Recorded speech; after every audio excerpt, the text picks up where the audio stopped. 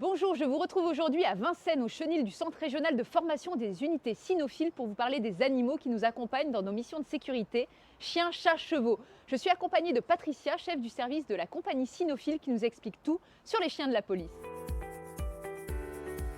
On parle de brigade ou d'unité cynophile pour désigner un chien et son coéquipier humain, policier, gendarme, militaire, pompier ou sauveteur ou encore douanier.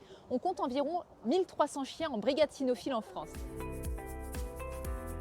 Le maître chien est aussi appelé agent de sécurité cynophile. Il forme et éduque des chiens dans le but d'en faire des compagnons qui aideront dans leur travail de sécurité, intervention, déminage, recherche de produits, recherche de personnes disparues. Le maître chien travaille toujours en binôme avec son chien, quelle que soit l'intervention. Le chien est choisi entre 10 mois et 3 ans. Trop jeune, il est difficile de juger des qualités d'une bête. Trop tard, elle est compliquée à dresser. Les chiens proviennent soit d'élevage professionnel civil ou de particuliers ou encore de refuges. L'animal est testé pour ses qualités psychologiques, morphologiques et sur son caractère. Puis un jour vient l'âge de la retraite, on a le droit au repos. Le chien est réformé au jour de ses 8 ans, après 6 ans d'activité en moyenne. En règle générale, le chien est recueilli par son maître à son domicile. Malheureusement, ce n'est parfois pas possible pour des raisons familiales ou techniques. Une récente initiative de plusieurs policiers marseillais a conduit à créer l'association Un Toit pour Eros, une maison de retraite pour les chiens qui ne peuvent plus être gardés à domicile.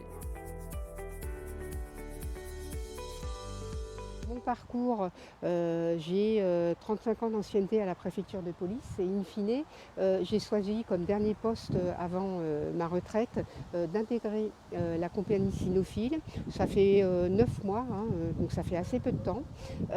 Pourquoi? Parce que c'est un service transversal, très intéressant, d'aide aux autres collègues et aux autres services opérationnels.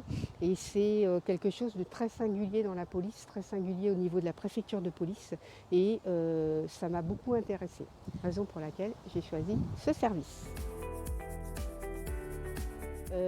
Les formations officielles varient en fonction des spécialités, des niveaux de compétences entre 12 et 15 semaines.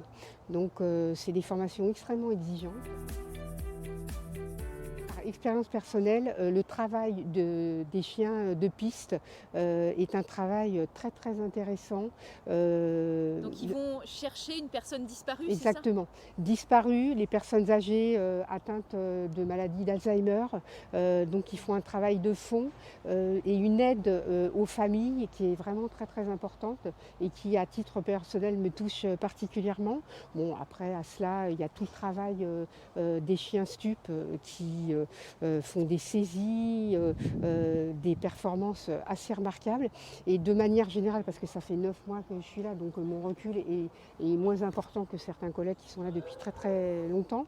Mais de manière générale, je suis toujours très impressionnée par la puissance olfactive de notre cheptel et de tous nos chiens.